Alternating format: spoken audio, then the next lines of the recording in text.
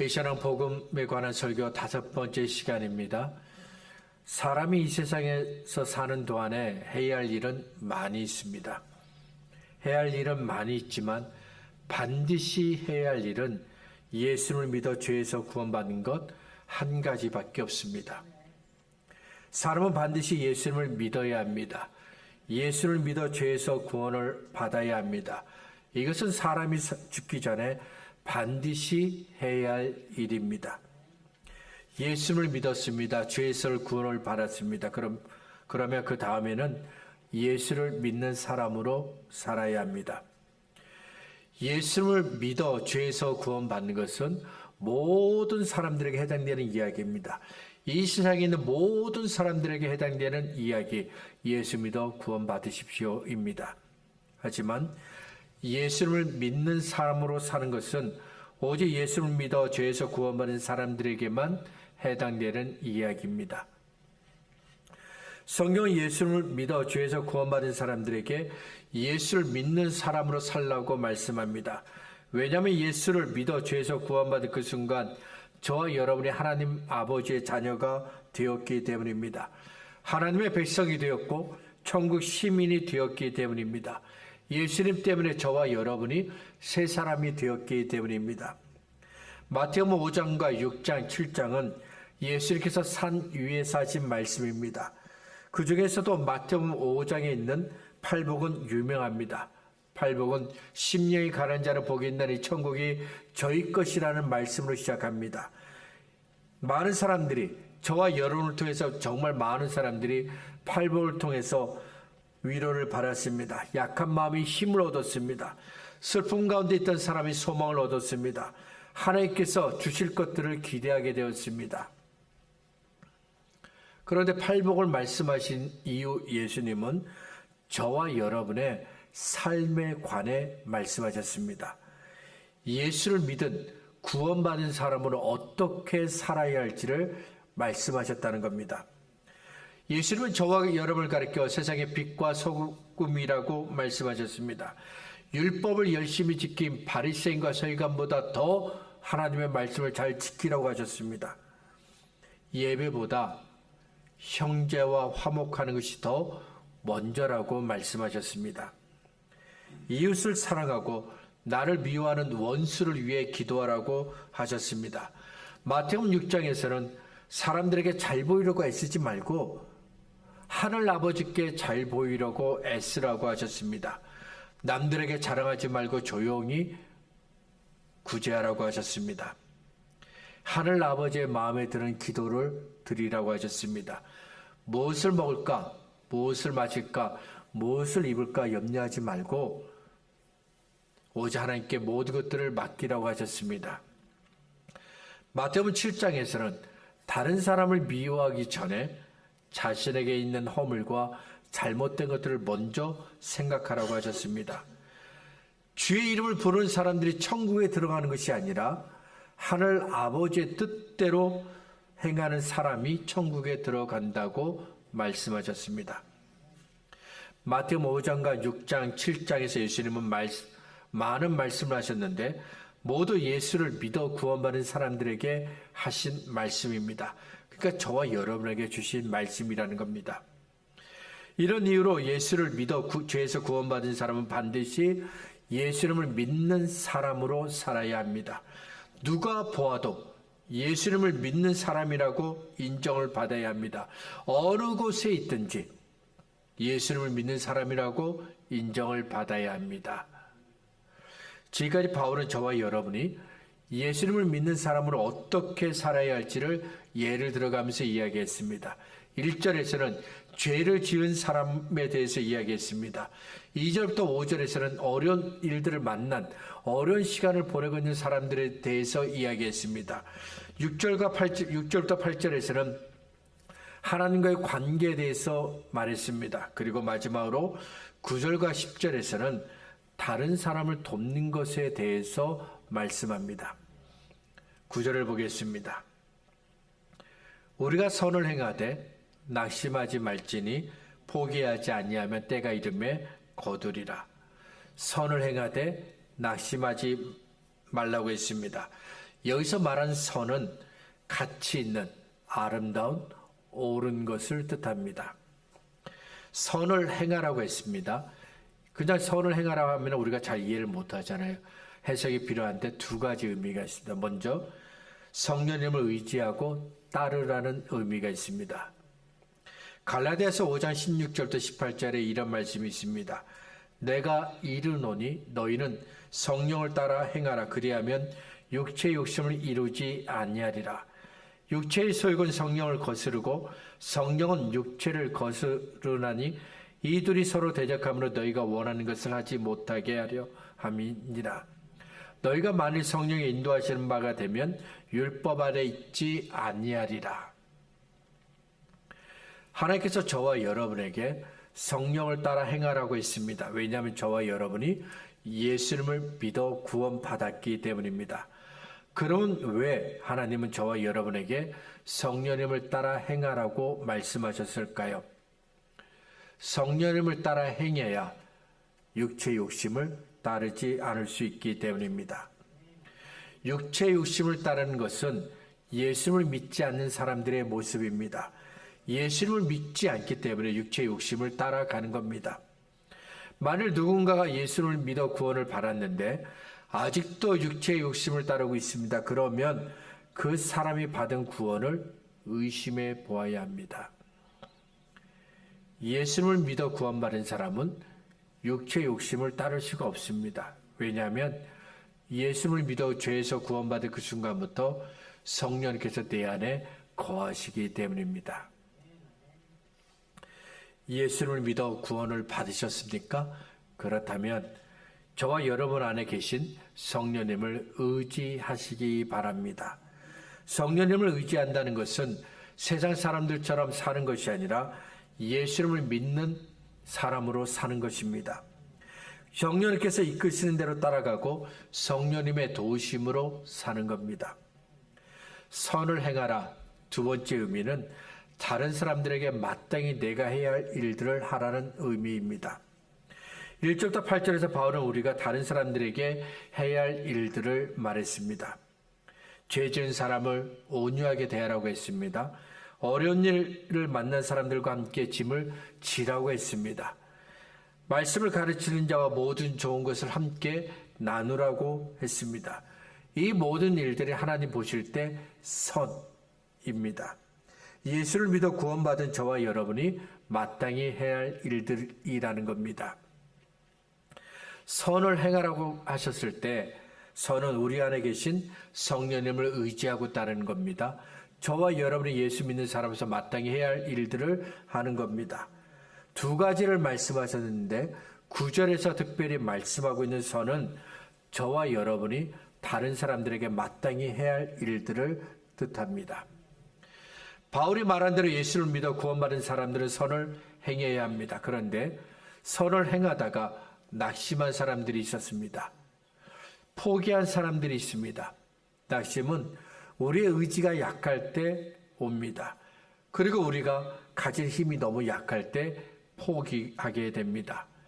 선을 행하다가 낙심하지 말라고 했는데 이 말씀이 데살로니가후서 3장 13절에도 나옵니다.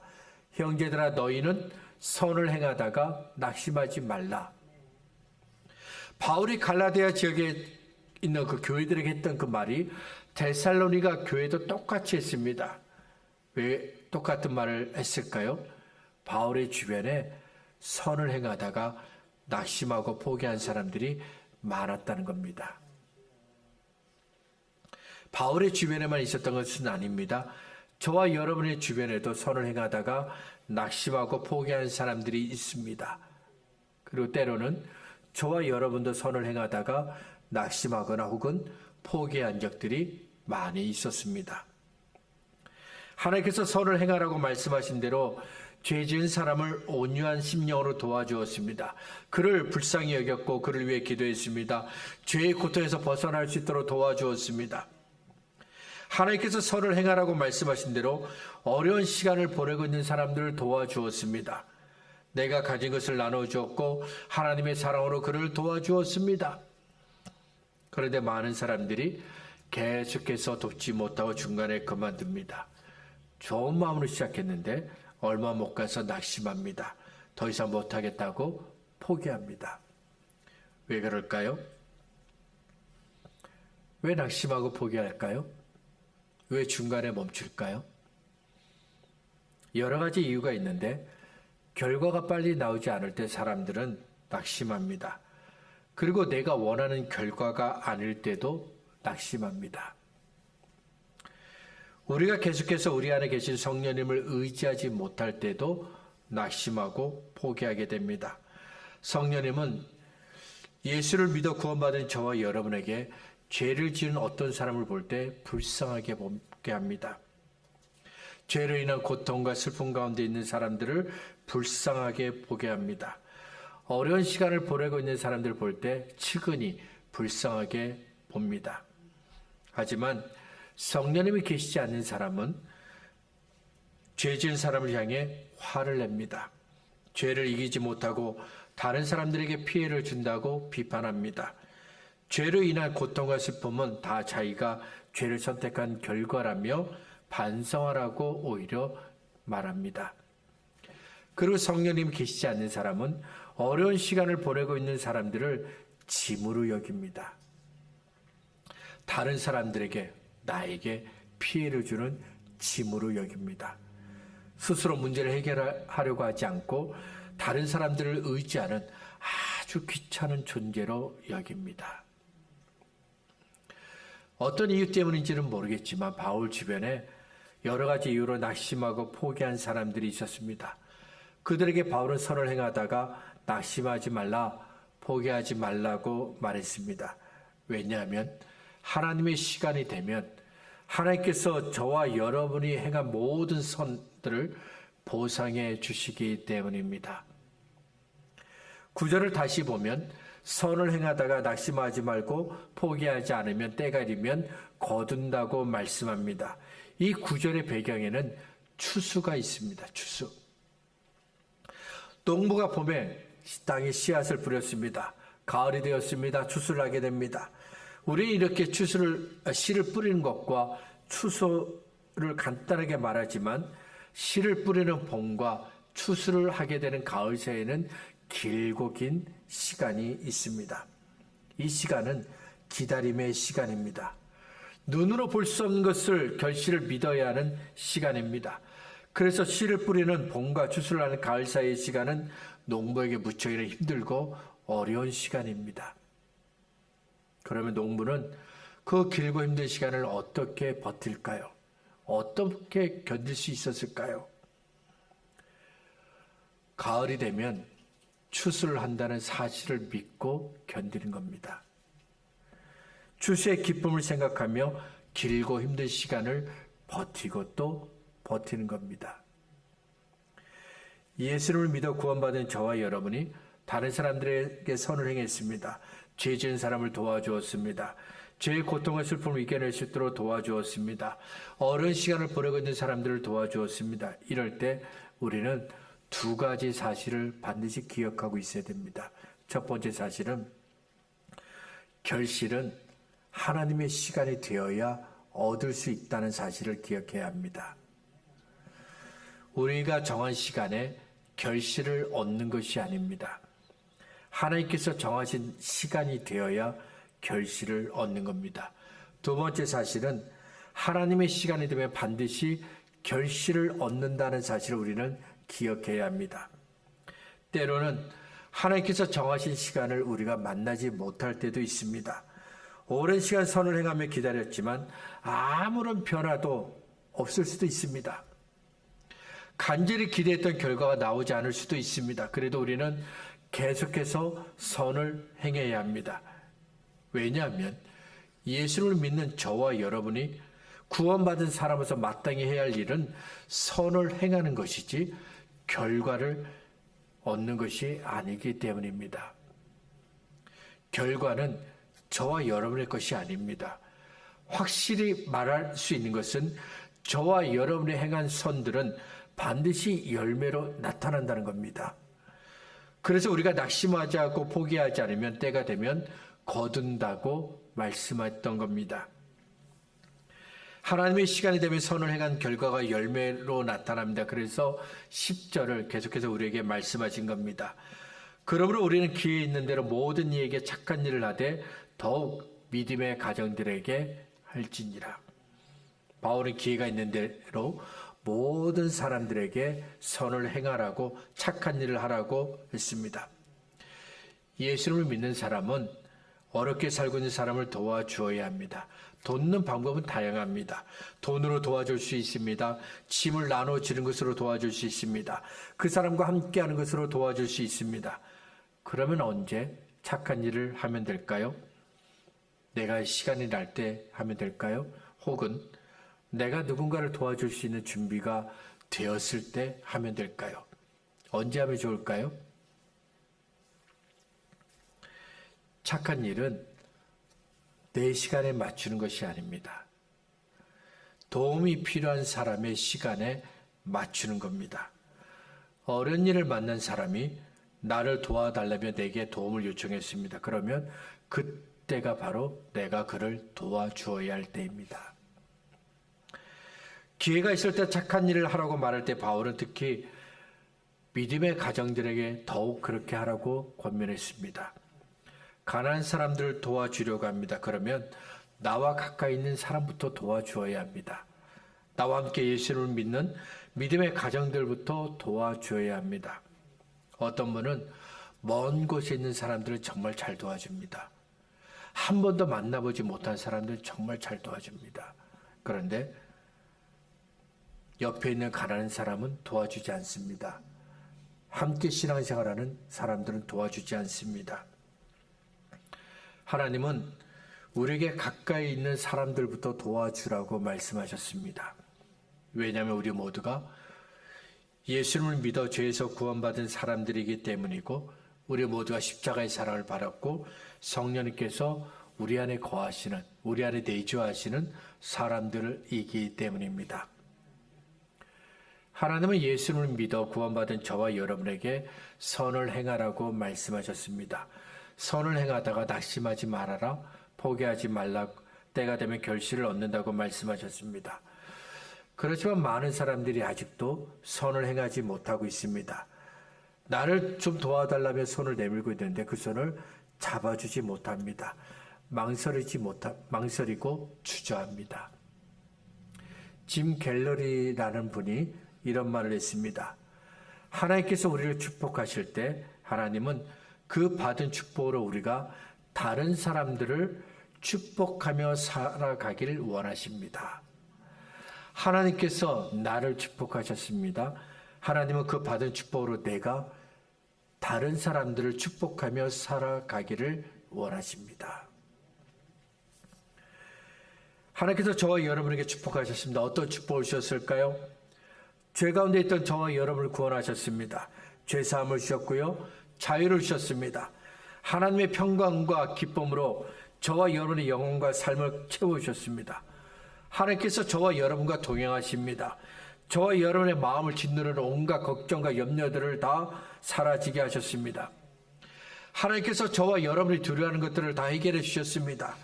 하나님은 언제나 저와 여러분의 기도를 들어주셨습니다.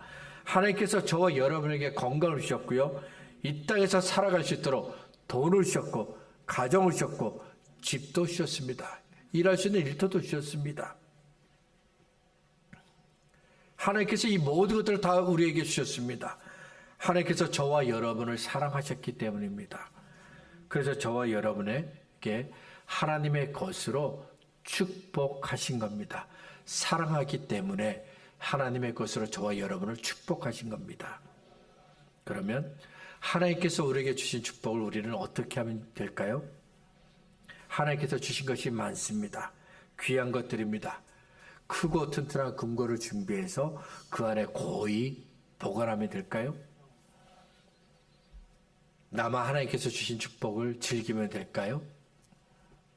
아닙니다. 우리는 하나님께서 나에게 주신 축복을 다른 사람들과 나누어야 합니다. 다른 사람들에게 나누어 주어야 합니다. 창세기 12장은 하나님께서 갈대아 우르에서 살고 있는 아브라함에게 주신 말씀으로 시작합니다. 창세기 12장 1절부터 3절입니다. 여호와께서 아브라함에게 이르시되 너는 너희 고향과 친척과 아버지의 집을 떠나 내가 내게 보여줄 땅으로 가라. 내가 너로 큰 민족을 이루고 내게 복을 주어 내 이름을 창대하게 하리니 너는 복이 될지라. 너를 축복하는 자에게는 내가 복을 내리고 너를 저주하는 자에게는 내가 저주하리니 땅의 모든 족속이 너로 말미암아 복을 얻을 것이라. 하나님께서 아브라함에게 하나님께서 주실 땅으로 가라고 말씀하셨습니다. 하나님께서 아브라함의 자손을 큰 민족이 되게 하시겠다고 하셨습니다. 그 다음에 하나님은 아브라함을 복 있는 사람이 되게 하시겠다고 하셨습니다. 하나님께서 아브라함에게 복을 주셔서 많은 사람들이 알게 하시겠다고 하셨습니다. 자, 하나님께서 아브라함에게 복이 있는 사람이 되게 하시겠다고 하셨습니다. 그러면 아브라함은 어떻게 해야 될까요? 하나님께서 아브라함을 축복하는 사람에게는 축복하시고 아브라함을 저주하는 사람에게는 하나님께서 저주한다고 하셨습니다. 그러니 아브라함은 누가 나를 축복하는지 누가 나를 저주하는지 두루 살피면 될까요? 아닙니다. 아브라함은 하나님께서 그에게 주신 축복을 다른 사람들에게 나누어주는 전달자가 되어야 합니다. 하나님의 축복을 나눠주는 축복의 통로가 되어야 합니다. 하나님께서 착한 일을 하라고 하셨습니다. 예수를 믿어 구원받은 사람이라면 당연히 해야 할 일입니다. 하지만 모든 사람들이 착한 일을 할 수 있는 건 아닙니다. 여건이 안 되어 다른 사람에게 착한 일을 할 수 없는 사람도 있습니다. 돈이 없습니다. 건강이 없습니다. 시간 여유가 없습니다. 이런 사람들은 착한 일을 할 수가 없습니다. 도움이 필요한 사람들을 도울 수가 없습니다. 그렇죠? 하지만 이것은 하나님의 생각은 아닙니다. 돈이 있어야 도울 수 있고 건강이 있어야 도울 수 있고 시간 여유가 있어야 도울 수 있다고 여기는 것은 사람들의 생각입니다. 이렇게 조건을 따지는 사람들은 도울 마음이 아예 없는 겁니다. 그 사람의 마음에 누군가를 도울 마음이 없습니다. 그래서 내가 도울 수 없는 이유들을 계속해서 말하는 겁니다. 누군가를 도울 수 있는 마음을 가진 사람은 나에게 없는 것을 보지 않습니다. 대신 하나님께서 내게 주신 것들을 봅니다. 그리고 하나님께서 나에게 주신 것들로 다른 사람들을 돕고 하나님께서 내게 주신 것들로 다른 사람들과 함께 나눕니다. 마가복음 12장을 보면 예수님께서 성전에 있는 헌금함을 보고 계셨습니다. 이 헌금함은 가난한 사람들을 돕기 위해 마련된 겁니다. 그래서 누구든지 가난한 사람들을 돕기를 원한다면 이곳에 헌금할 수 있습니다. 가난한 사람들을 돕기 위해 돈을 내려고 많은 사람들이 줄을 서 있습니다. 그들 중에서는 성전에서 예배드린 사람이 있습니다. 성전에 와서 기도했던 사람들도 있습니다. 다른 사람들을 도울 수 있는 넉넉한 돈을 가진 사람들도 있었습니다. 그런데 그들 중에 한 가난한 과부가 있었습니다. 과부의 순서가 되었습니다. 헌금함에 돈을 넣었습니다. 예수님께서 이 가난한 과부가 도대체 얼마를 내는지 유심히 관찰하셨습니다. 예수님께서 보셨는데 2렙돈을 드렸다고 했습니다. 2렙돈이 얼마나 되는지 정확하게 말하기는 어렵습니다. 확실하게 말할 수 있는 건 2렙돈은 정말 얼마 안 되는 동전 몇 개밖에 안 된다는 겁니다. 2렙돈 아주 작은 돈입니다. 이 돈으로는 가난한 사람들을 도울 수 없습니다. 그런데 예수님은 2렙돈을 드린 가난한 과부가 자기의 생활비 전부를 드렸다며 말씀하셨습니다. 마가복음 12장 43절과 44절입니다. 내가 진실로 너에게 이르노니 가난한 과부는 헌금함에 넣는 모든 사람보다 많이 넣었도다. 그들은 다 그 풍족한 중에서 넣었거니와 이 과부는 그 가난한 중에서 자기의 모든 소유 곧 생활비 전부를 넣었느니라. 다른 사람들은 과부보다 더 많은 돈을 넣었습니다. 그들이 낸 것은 자신이 가진 돈의 일부분입니다. 하지만 과부는 자기가 가진 전부를 드렸습니다. 2렙돈은 과부가 가진 재산 전부입니다. 2렙돈을 내고 나면 이 여인은 먹을 음식을 살 수 없을 겁니다. 그런데도 과부는 자기가 가진 전부를 드렸습니다. 왜 드렸을까요? 그녀가 바로 하나님의 축복을 받은 사람이기 때문입니다. 하나님의 축복을 받았다는 것을 알기에 가난한 과부가 자기보다 더 가난한 사람들을 생각했던 겁니다. 하나님의 일은 하나님을 사랑하는 사람이 하는 겁니다. 하나님도 하나님을 사랑하는 사람을 통해서 일하십니다. 누가 다른 사람들을 도울 수 있을까요? 하나님의 축복을 받은 사람만이 다른 사람들을 도와줄 수 있습니다. 자신이 하나님의 축복을 받았다는 것을 알고 있는 사람만이 다른 사람들을 도와줄 수 있습니다. 나에게 다른 사람들을 도울 수 있는 넉넉한 돈이 있는지 여부는 중요하지 않습니다. 중요한 것은 내가 하나님의 축복을 받은 사람이라는 것을 알고 있느냐는 겁니다. 하나님의 축복을 받았다는 것을 알고 있습니다. 하나님께서 나를 사랑하시고 나에게 좋은 것들을 주셨다는 것을 알고 있습니다. 그러면 이런 사람은 자신이 받은 하나님의 축복을 다른 사람들에게 나눠주는 전달자가 되려고 합니다. 축복의 통로가 되려고 합니다. 저와 여러분이 이런 사람 되기를 바랍니다. 이제 말씀을 정리하겠습니다. 예수를 믿는다는 것은 삶이 완전히 변하는 겁니다. 월요일부터 토요일까지는 내 마음대로 살다가 주일에만, 그것도 교회에 있을 때만 믿는 사람이 되는 것이 아닙니다. 주일부터 토요일까지 전부 예수를 믿는 사람이 되는 겁니다. 교회 안에 있든 교회 밖에 있든 어디에 있든지 예수를 믿는 사람이 되는 것이 바로 예수님을 믿는 겁니다. 예수님을 믿는 사람은 성령께서 인도하신 대로 따라갑니다. 예수님을 믿는 사람은 내가 마땅히 해야 할 일들을 합니다. 하나님께서 내게 주신 은혜와 축복을 다른 사람들에게 나눠주려고 합니다. 하나님께서 나에게 주신 것들로 다른 사람들을 도와줍니다. 그리고 하나님의 시간에 만나게 될 열매를 기다립니다. 우리 교회가 하나님께서 주신 것들로 서로 나누는 교회가 되기를 원합니다. 그리고 하나님께서 저와 여러분에게 주신 것들을 다른 사람들에게 나눠주는 전달자, 축복의 통로가 되시기를 바랍니다.